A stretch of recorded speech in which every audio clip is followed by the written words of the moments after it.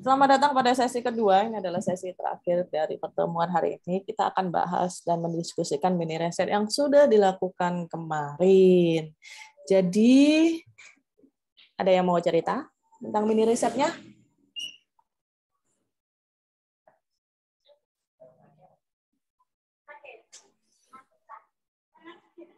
Mas Dediru, sampai di mana risetnya? Oh, Bu, kemarin kan pakai wawancara satu orang. Siapa yang diwawancarai? Responden S2, usia 38 tahun, laki-laki. Oh ya, terus belum nikah? Oh, sudah, Bu. Oh, sudah nikah. Sudah nikah, cuma kayaknya pilih jalan liane, Bu. Walam. Soalnya biasanya yang suka dengerin lagu-lagu kayak gitu itu yang belum nikah. Tapi nggak tahu ya, kalau yang sudah nikah itu berarti sudah hobi. Ya terus Mas. Ini terus.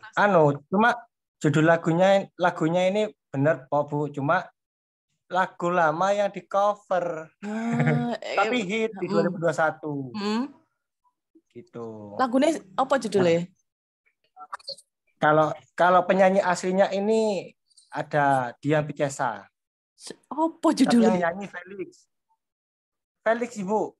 Apa judulnya? Judulnya itu sebentar, tak ingat-ingat. Udah dicatat. Dicatat lah. Kata panjenengan kan dicatat enggak apa-apa, lisan juga enggak apa-apa. Iya, enggak apa-apa, maksudnya dicatat. Jadi ayo terus apa judulnya?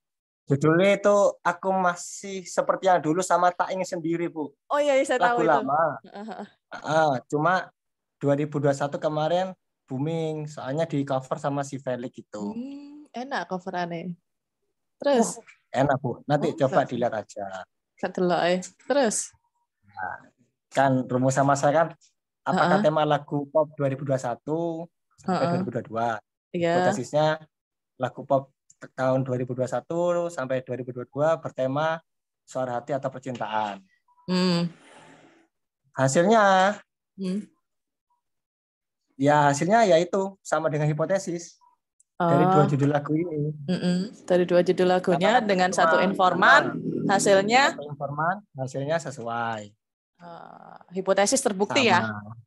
Hipotesis terbukti. Oke. Nah, masalahnya saya mau nambah ke yang lain ini, rata-rata malah satunya suka dangdutan, satunya suka Indiaan. Susah gitu.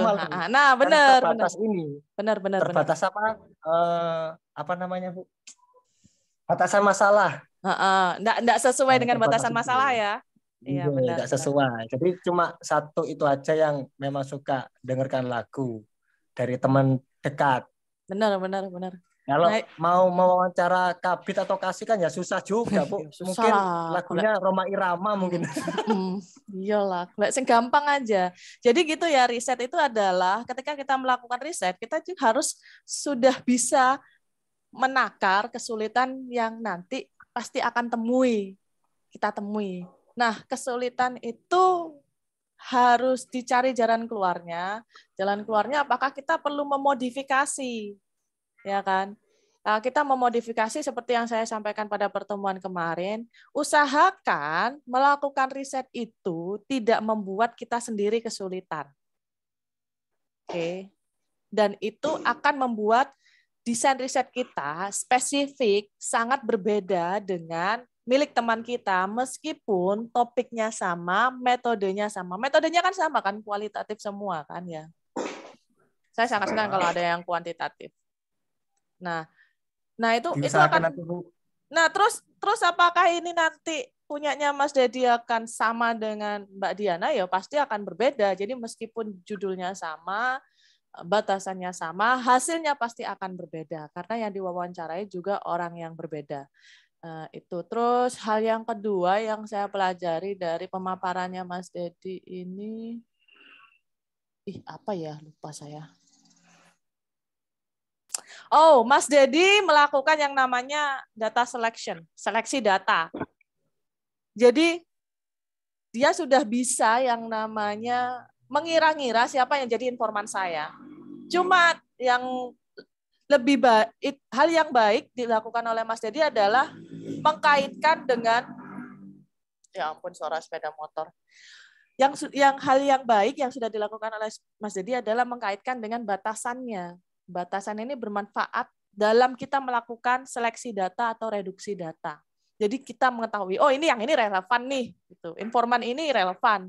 Apa yang ia dengarkan relevan, maka informan itu yang kita gunakan, dan apa yang dikemukakan oleh informan itu kita gunakan. Oh, informan yang lainnya ternyata dia tidak sesuai dengan ruang lingkup penelitian saya, maka saya nggak mau melakukan, maka saya tidak mewawancarai dia. Itu adalah bagian dari reduksi data. Nama lainnya sekarang bukan reduksi data lagi, tapi kondensasi data.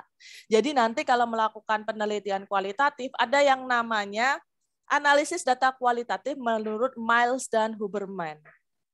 Nah, Miles dan Huberman, kalau dalam buku saya ada gambarnya. Saya bisa tunjukkan nggak ya? Ada buku saya, ada gambarnya. Aduh, tunjukkan nggak ya? Saya tunjukkan yang ini aja.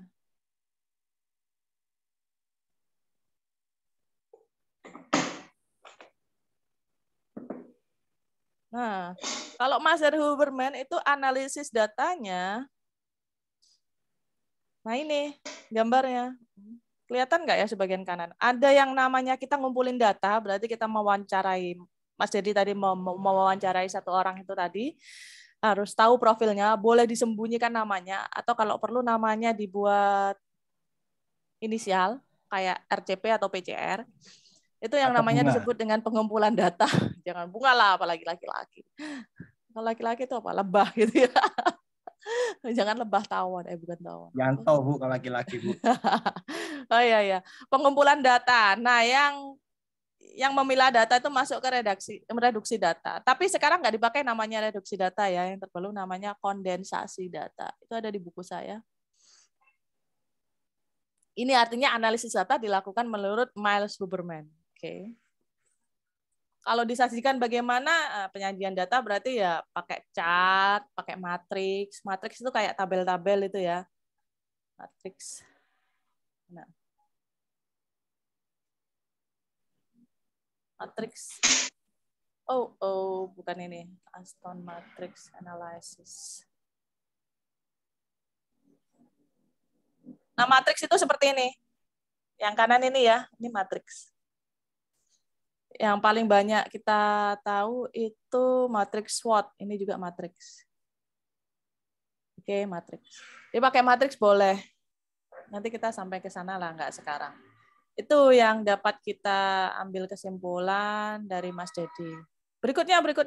Siapa ya? Felix ini Felix Irwan ini ya? Felix, iya mungkin Bu. Ya, saya taunya cuma Felix. Ini kali. Soalnya satu kali ketik langsung muncul semua. Ini kali, bentar.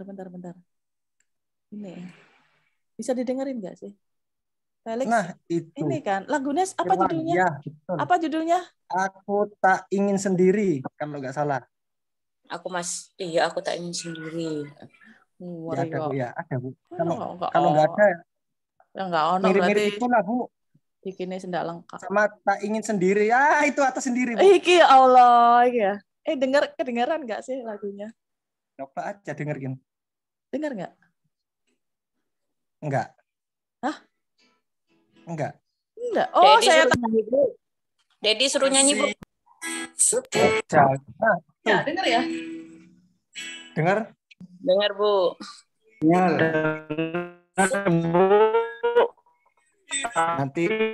Nanti Bu Reni intronya saja. Enak suaranya memang. Suami saya biasanya dengerin ini.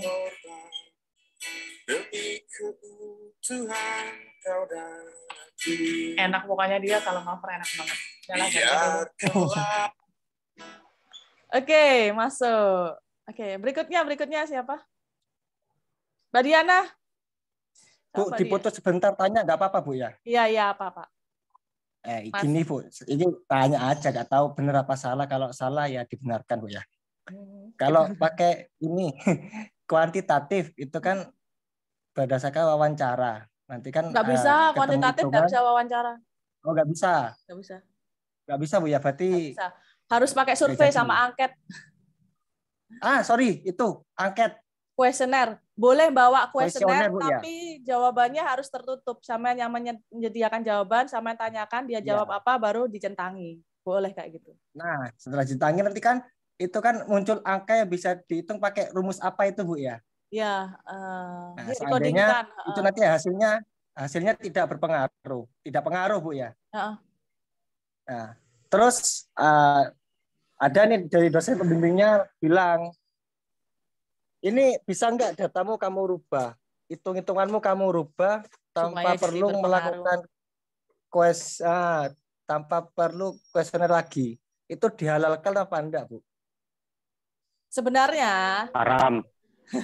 Sebenarnya kita kalau neliti, Mas Dedi, kalau kita neliti terus kemudian hasilnya tidak berpengaruh pun itu adalah hasil penelitian. Jadi enggak apa-apa. Tidak harus dipaksa harus berpengaruh. Oh. Seharusnya kayak gitu. Jadi misalnya saya nih dapat yang namanya penelitian, hibah penelitian, skema kompetisi nasional yang dibayarin oleh Kemristek-Dikti. Saya neliti hubungan antara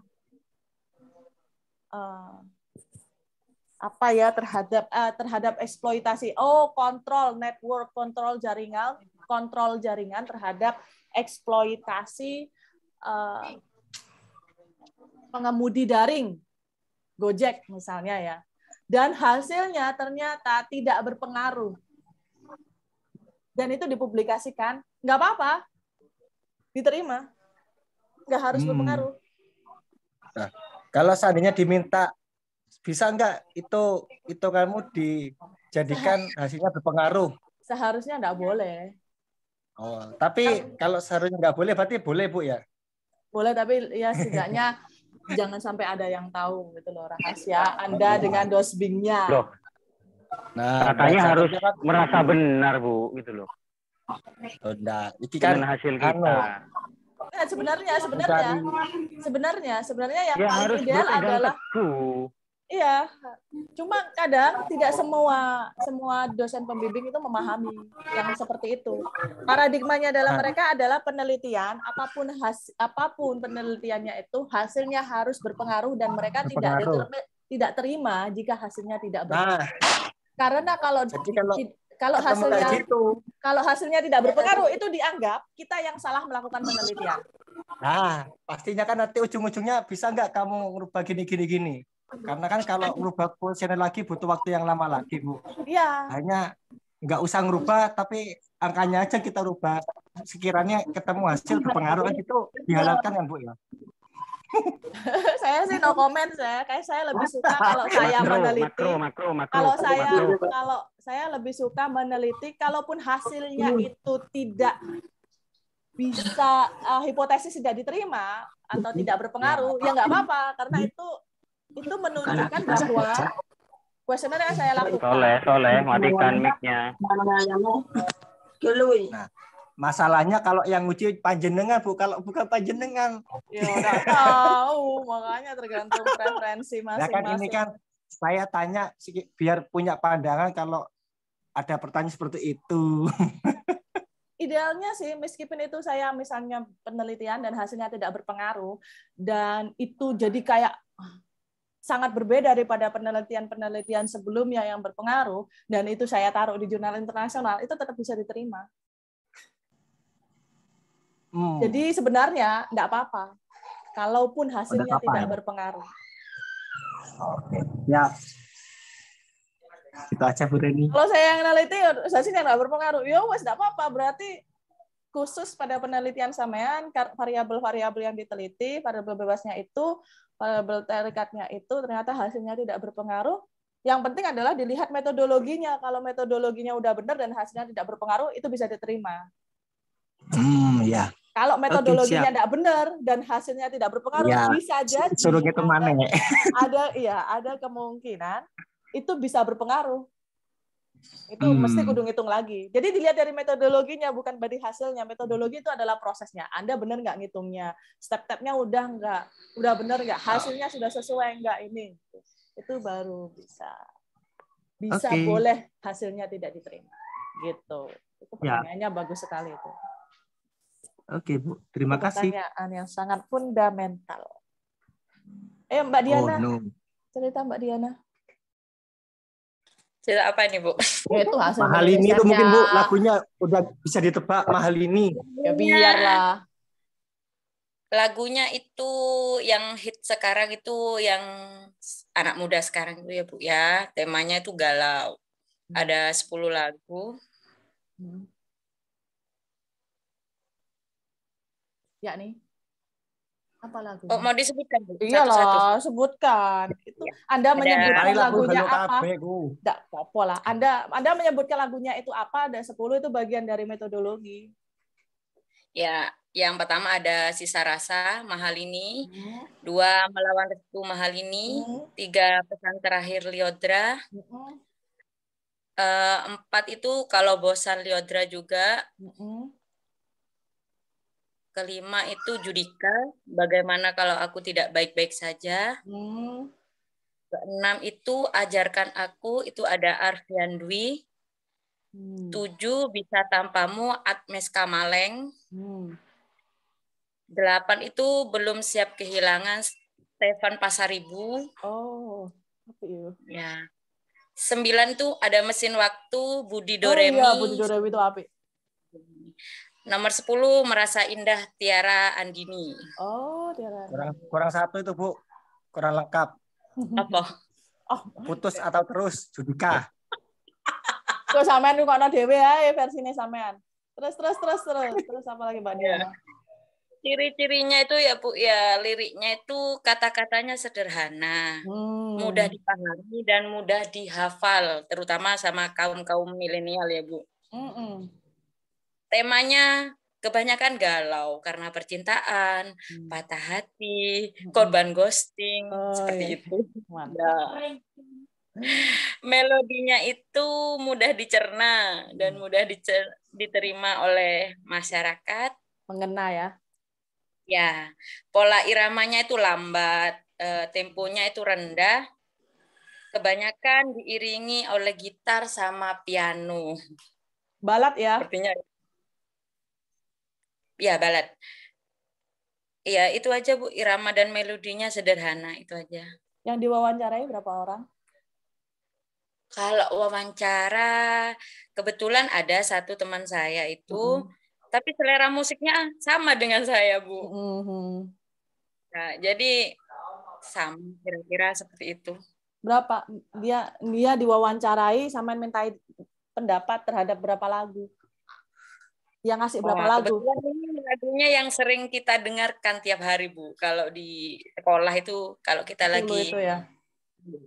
break, ya kalau kita sudah istirahat itu ya, Bu, jam mengajar sudah nggak ada, kita dengarkan lagu-lagu ini. Karena yang di YouTube tuh mesti yang keluar ini aja, Bu, ini aja. Muternya itu terus ya. Ya, ini terus. Satunya adalah sampean sendiri? Ya, saya sendiri. Berarti metodenya ada wawancara sama instrumen sebagai peneliti. Nggak observasi. Observasi itu kayak tiba-tiba kita di mana, terus dengerin aja siapa yang lagi muter itu nggak tahu, tapi kita mendengarkan aja dan kita tahu lagunya itu ini. Nggak kayak gitu. Kadang kalau kita biasanya di kafe biasanya, Bu, nah, ya. Itu. Tapi ini lagu-lagunya ini. Berarti ya ketika sampean berada di satu kafe, kemudian playlistnya juga kurang lebih seperti ini, itu berarti observasi. Observasi. Nah, jadi bisa melakukan teknik pengumpulan data, instrumen peneliti sendiri, yakni sampean juga mendengarkan lagu, temannya, informan, wawancara, dan satunya observasi. Betul.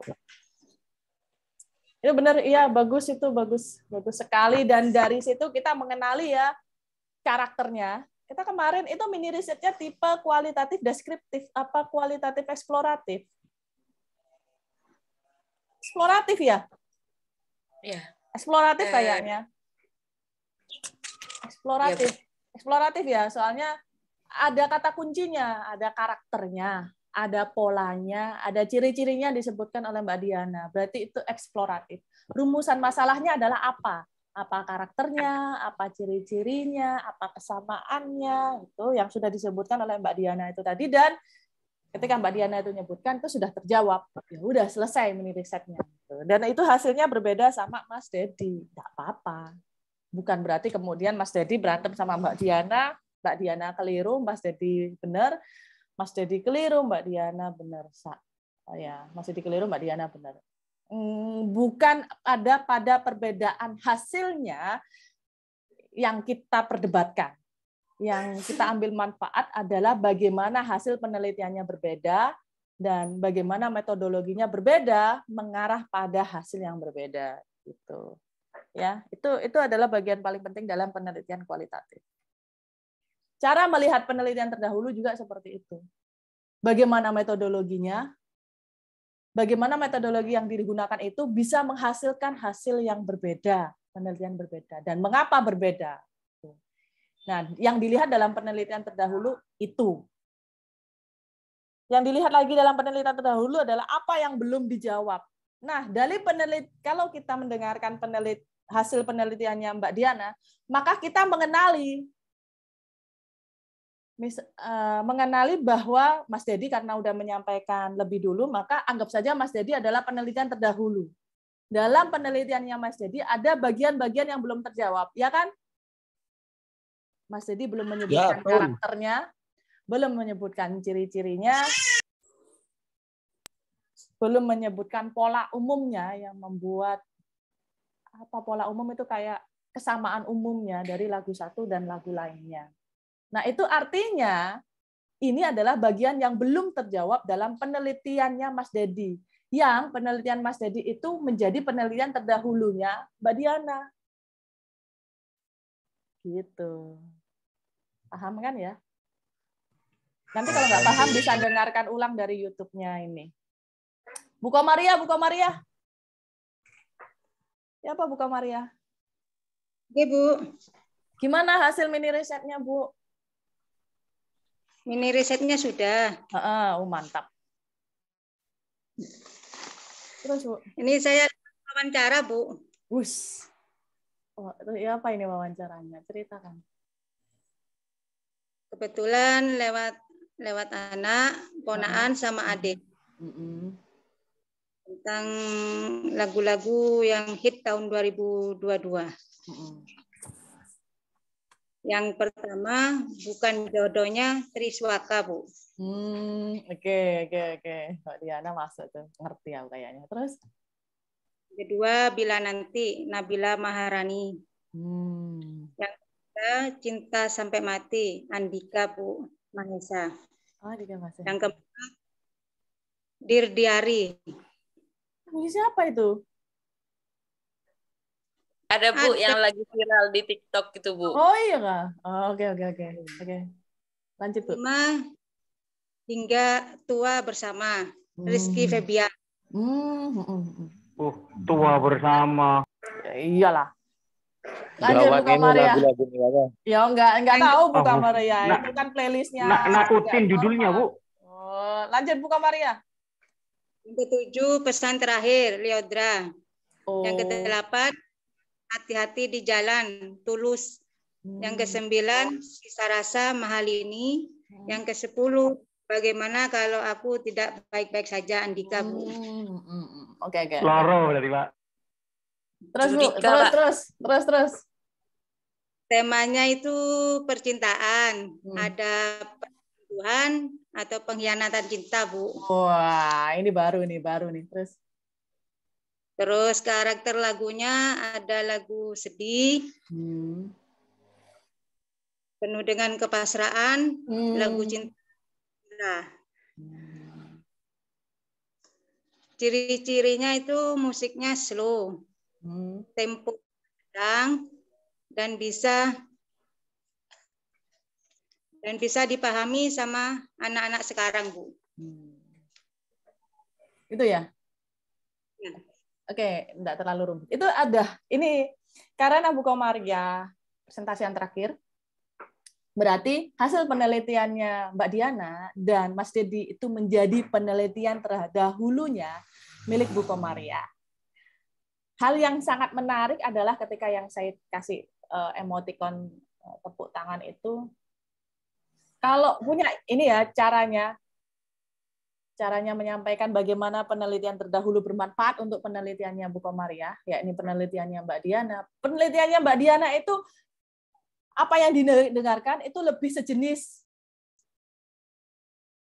Ada beberapa penyanyi yang sama, ya Mbak Diana ya. Ada beberapa yang penyanyi yang sama. Judika, Liodra. Dan lebih sejenis. Punyanya Bu Komariah meskipun memang pada akhirnya kesimpulannya sama, itu lebih bervariasi. Lebih bervariasi karena Bu Komariah mewawancarai 3 orang. Yang jelas, playlistnya ini 3 orang ini nggak punya kedekatan langsung. Artinya mereka tidak sering berada di tempat yang sama, tidak sering, ya yang paling penting adalah tidak sering berada di tempat yang sama. Kalau kita mewawancarai 2 orang dan 2 orang itu sering berada di tempat yang sama, bersama-sama melakukan hal yang sama, ada lebih banyak kemungkinan lagu yang mereka dengarkan hampir mirip. Ya kan? Ini yang perlu diangkat dalam penelitiannya Bu Komariah, menyikapi hasil penelitiannya Bu Diana, yang mana penelitiannya Bu Diana itu menjadi penelitian terdahulunya Bu Komariah. Sehingga kemudian Bu Komariah misalnya mengambil lebih banyak informan dengan harapan playlistnya itu akan lebih beragam. Itu ya cara menggunakan penelitian terdahulu. Dan yang disampaikan oleh Bu Komariah itu sudah menjawab rumusan masalah dan pertanyaan penelitian. Rumusan masalahnya kan dominasi tema yang mendominasi apa, dan pertanyaan penelitiannya karakternya seperti apa, polanya seperti apa, cirinya seperti apa, dan itu sudah terjawab. Berarti dan hasil kesimpulannya sama sih, cuman penelitian menjadi berbeda dari sisi metodologi, menggunakan informan, dan objek penelitiannya berbeda, lagunya juga berbeda dari Mbak Diana, meskipun ada 2 yang sama atau 1 yang sama. Jadi gitu. Ya itu begitulah cara melakukan kurang lebih gambaran dari melakukan penelitian kualitatif. Cuma teknik pengumpulan datanya dalam Bu Komariah itu cuma 1, yakni wawancara. Gitu. Ada lagi yang ingin menyampaikan hasil mini risetnya? Kayaknya mungkin itu aja ya, saya nggak nanyain semuanya, nanti keburu imsak nanti kan. Mungkin itu saja ada. Ya, imsak aja, buka puasa udah biasa. Ada pertanyaan? Kalau nggak ada, saya tutup. Nggak ada pertanyaan? Siap. Oke Bu, sudah persiapan buka puasa Bu. Ya. Alhamdulillah. Saya ucapkan terima kasih buat Mas Dedi sebagai penelitian terdahulu yang presentasi pertama, Mbak Diana penelitian terdahulu kedua. Sebagai presentasi kedua sama Bu Komariah, anggap saja Bu Komariah adalah penelitian kita saat ini. Cara menggunakan penelitian terdahulu seperti itu. Semoga gambaran ini bisa membantu, semoga presentasi hari ini bisa membantu kita mendapatkan gambaran bagaimana melakukan penelitian terdahulu, bagaimana menilai penelitian terdahulu, bagaimana melakukan penelitian kualitatif, dan yang mengenali aspek-aspek dalam penelitian terdahulu yang bermanfaat bagi kita untuk melaksanakan penelitian sekarang. Mungkin itu saja. Kalau mungkin belum jelas, ada YouTube saya, nanti akan saya share linknya, atau kalau follow channel saya bisa langsung dapat update-nya. Ya, jadi bisa diulangi lagi. Sudah follow Bu, sudah subscribe. Ya, Medeni ya. Medeni ya, subscribe. Baiklah, terima kasih yang sudah berpartisipasi. Kita akan ketemu lagi minggu depan dalam pertemuan berikutnya. Masih dalam media Zoom yang sama minggu depan. Sampai jumpa semuanya. Wassalamualaikum warahmatullahi wabarakatuh.